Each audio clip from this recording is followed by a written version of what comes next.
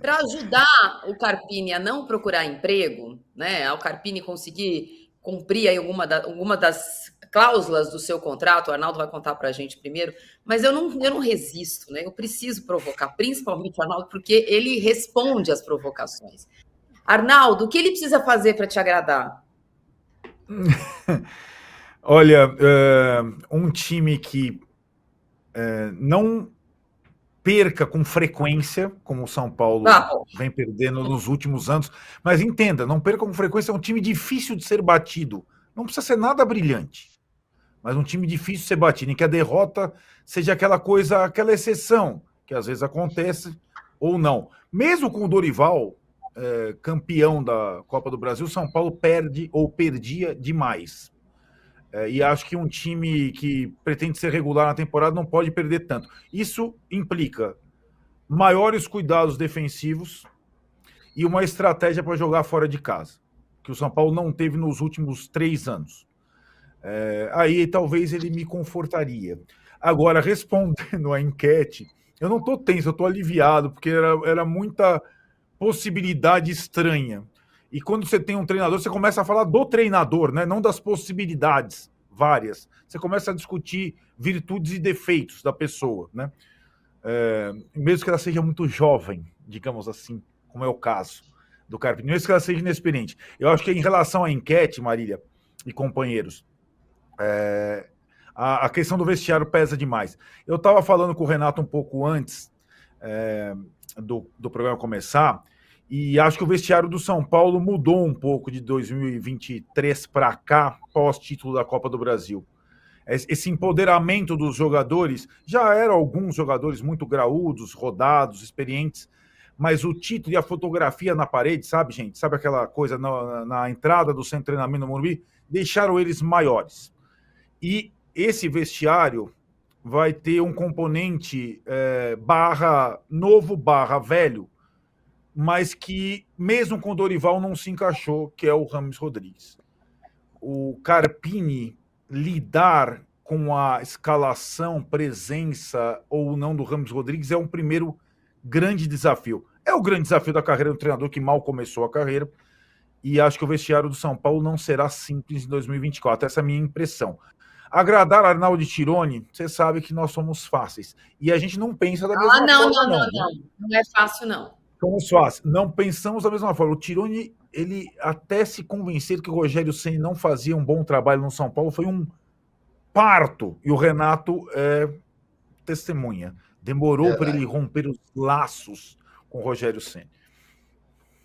Arnaldo, eu vou, Mas eu vou, eu vou adiar um pouquinho a entrada do Rosa, só para dar essa informação que eu chamei na entrada e você puder falar, repetir o que sim. você já falou, outro centro de custo, porque eu Uhum, incluí uma das alíneas aí da enquete é agradar a diretoria e renovar. Explica um perfeito. pouquinho essa novidade, dessa jabuticaba, deste contrato do Carpini, que vai pautar aqui o resto da nossa discussão sobre a contratação dele. Você sabe, Marília, que é uma das. Essa é a pergunta: quanto tempo de contrato? Muitas vezes para o treinador, até para o jogador, é uma pergunta trivial, que normalmente é 2 anos, quase nunca cumpridos, tal, né? E para mim tava uma pulguinha atrás da orelha, sabe? Porque eu achei essa escolha não uma unanimidade, uma escolha arriscada, e a minha impressão é que seria um contrato curto. Fiz a pergunta no WhatsApp por volta de 11h55. 11h57 dessa manhã veio a resposta. 1 ano de contrato com uma cláusula de renovação em caso de título. Aí a outra pergunta eu falei: qualquer título? Daí, não. Título grande. Ou a Copa do Brasil, ou o Brasileiro, ou a Libertadores. Então, o contrato do Carpini dura 1 ano, com a cláusula automática de renovação e reajuste com um título grande. Como se fosse o ano passado do Dorival. Aí, Marília, foi o que a gente conversou.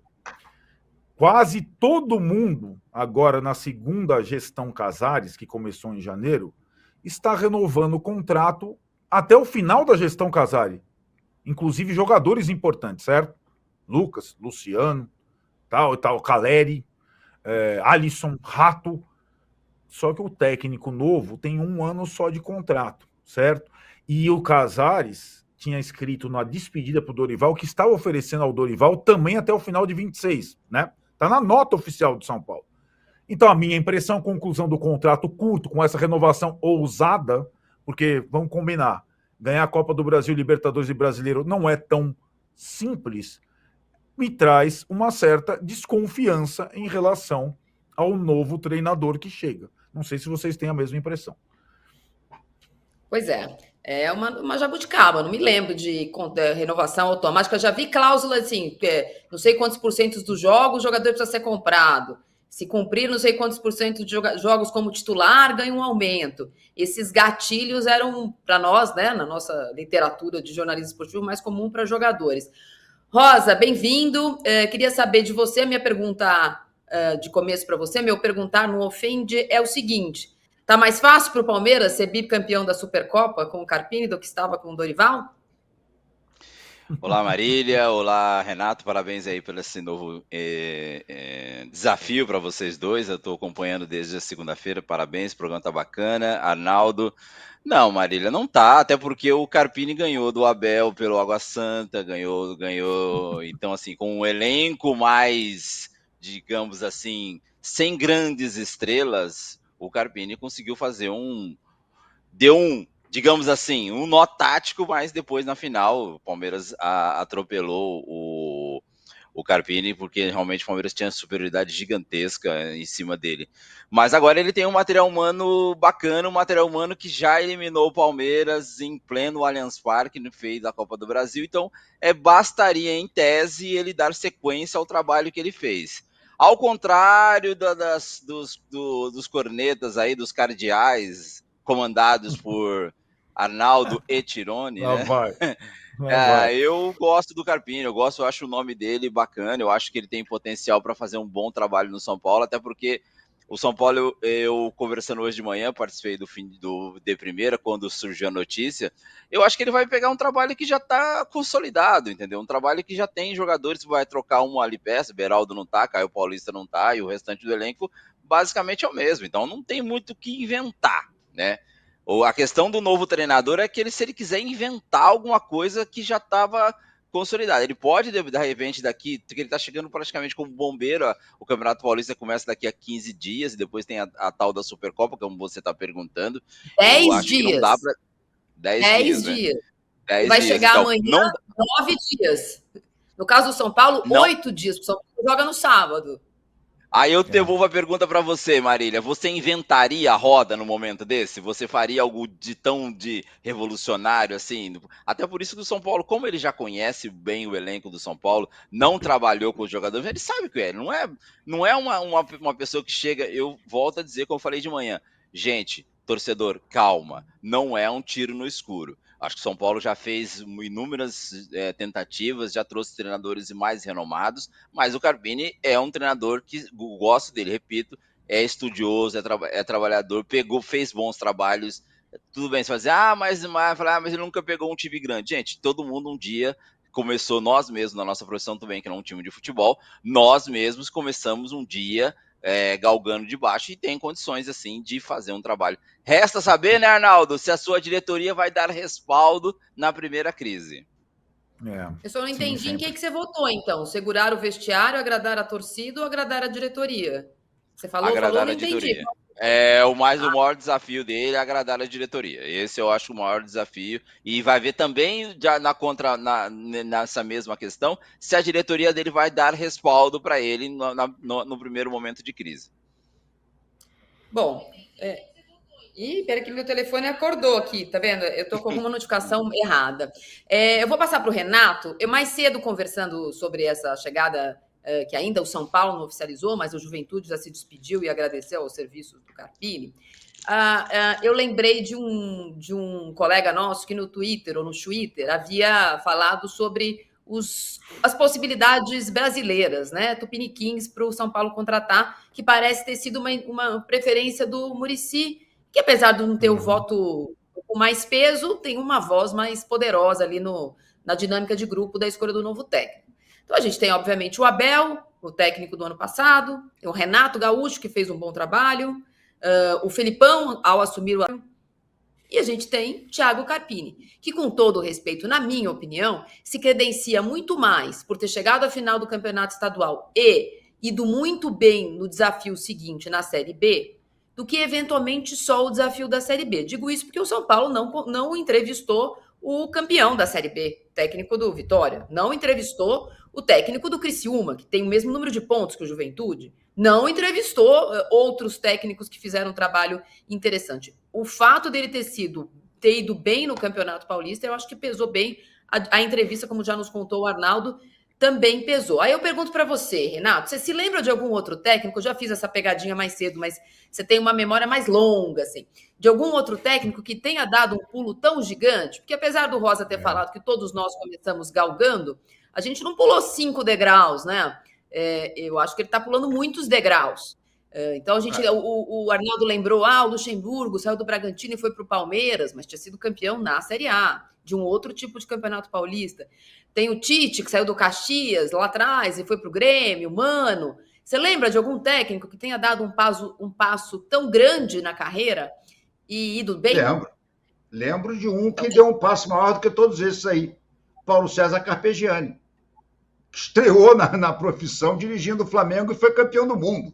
Entendeu? Eu acho que não há um caso de um treinador que tenha começado e tido um sucesso tão avassalador que depois nem conseguiu reproduzir, embora tenha feito uma boa carreira, dirigiu a seleção do Paraguai em Copa, dirigiu São Paulo, enfim, dirigiu vários clubes, Atlético Paranaense, voltou para o próprio Flamengo, mas acho que o Carpegiani é o maior exemplo disso. O Carpegiani era ex-jogador, estava na comissão técnica do Dino Sani, o Dino Sani foi demitido, ele assumiu e fez a história que fez. Eu acho que essa história de começar, sabe, não me assusta muito, não. Eu acho que se o Carpini realmente for um bom treinador, e ele está pintando ser, ele pode fazer um bom trabalho. E ele vai ter vamos assim dizer, um conselheiro de primeiríssima qualidade, que é o Muricy, né?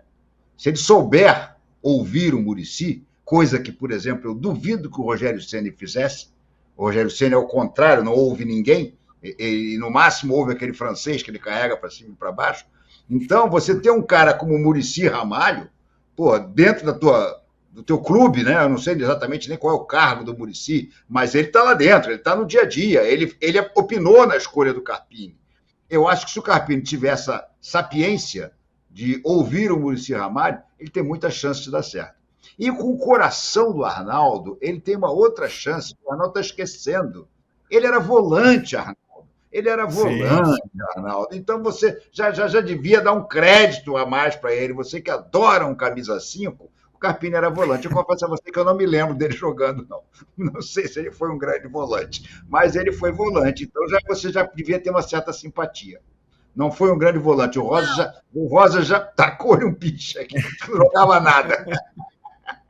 Arnaldo, você que conhece tão bem as passagens todas do Muricy, e essa é a passagem mais escondida, né, mais de bastidores do Muricy, você acha que ele pode ser não só esse conselheiro, que eu imagino que seja o trabalho que ele conseguiu fazer com o Dorival e não conseguiu fazer com o Rogério, por exemplo, mas um outro trabalho, né, que é o trabalho de... Uma coisa é você aconselhar taticamente, tecnicamente, até ser o guia lá do Tour do Morumbi para ele, olha, aqui fica o banheiro, ali é a lanchonete, a tia é legal, o café daquela é melhor, acho que ninguém conhece mais lá do que o Muricy, depois você. Mas você acha que ele é capaz, neste momento, de ser o cara que vai domar os egos para o Carpini? Porque se você der para o Carpini o desafio de montar o time para ser protagonista, veja, protagonista não é ganhar, mas ser protagonista na Libertadores, o desafio de ser competitivo em todas as competições, o desafio de tecnicamente e taticamente armar o time, e o desafio de agradar o Rames Rodrigues é muito desafio para um homem só, né?